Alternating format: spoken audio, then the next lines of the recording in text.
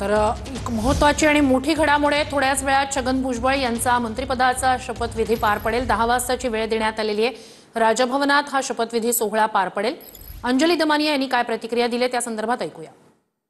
भ्रष्ट मंत्री आपल्या डोक्यावर थोपवण्यात येतोय हे अतिशय दुःख देणारी गोष्ट आहे।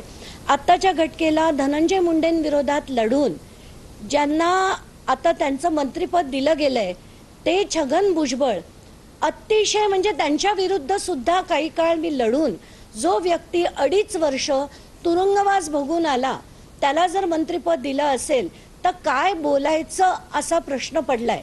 आणि काही दिवसापूर्वी जसं मी म्हटलं की देवेंद्र फडणवीसांचं जे छायाचित्र बाहेर आलं होतं ज्याच्यात अगदी सगळे नारायण राणे, अजित पवार, तटकरे, प्रफुल्ल पटेल हे सगळेच त्यांच्या बाजूला बसलेले होते।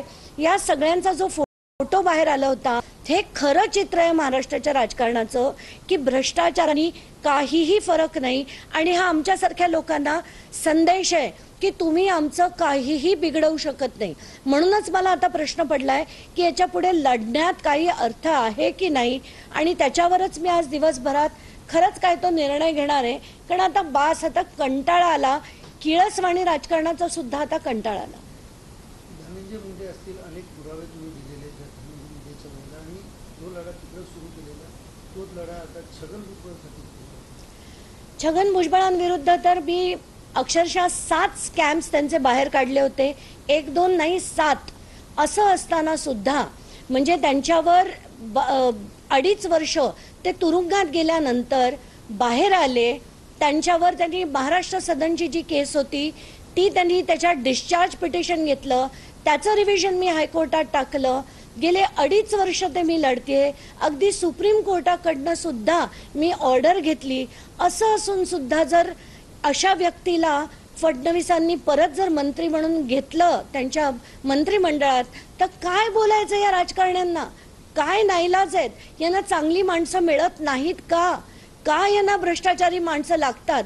असे असंख्य प्रश्न माझ्या डोक्यात आहेत आणि मला खरंच कळत नाही की हे कसं याच्या पुढे आता लढायचं आणि खरंच लढण्यात काही अर्थ आहे का आणि ह्याला लोकशाही आपण म्हणू तरी शकतो का?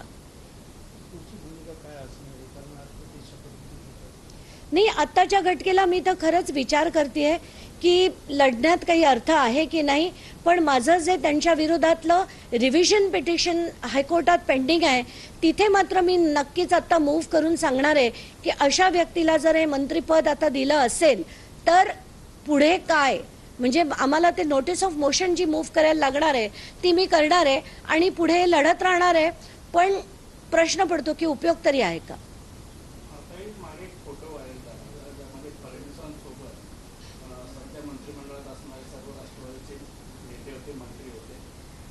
आपण पहिल्या दिवसापासून लढत आहोत, मात्र एकंदरीत फडणवीसांकडून कुठेतरी भ्रष्ट मंत्र्यांना आता सोबत घेऊन सत्तेत सहभागी करून घेतले। कसं पाहता आपला लढा कुठेतरी कमकुवत करण्यात हा सरकारचा प्रयत्न? जे गाजलेले स्कॅम्स होते, मग तो सिंचन घोटाळा असो, आदर्श घोटाळा असो किंवा हा घोटाळा महाराष्ट्र सदन घोटाळा असो, हे गाजलेल्या स्कॅमच्या जे आरोपी होते त्या लोकांना घेऊन म्हणजे अशोक चव्हाण, तटकरे, अजित पवार, प्रफुल्ल पटेल, भुजबळ, नारायण राणे ज्यांच्यावर ईडीने 300 कोटीचा घोटाळा केला असं जे PMLA ची केस होती, अशा सगळ्या लोकांना आणि त्यांच्यामध्ये बसलेले देवेंद्र फडणवीस असं जेव्हा चित्र बघितलं ना तेव्हा असं वाटतं की आपण ह्याच देवेंद्र फडणवीसांना 2011 मध्ये ओळखत होतो का असा प्रश्न पडलाय मला। आणि का त्यांचा काय नाईलाज आहे की अशा सगळ्या लोकांना त्यांनी घेऊन राजकारण करावं का? ते सुद्धा आता तसेच झालेत असे प्रश्न माझ्या डोक्यात पडलेत। आणि जसं मी मागे देवेंद्र फडणवीसांना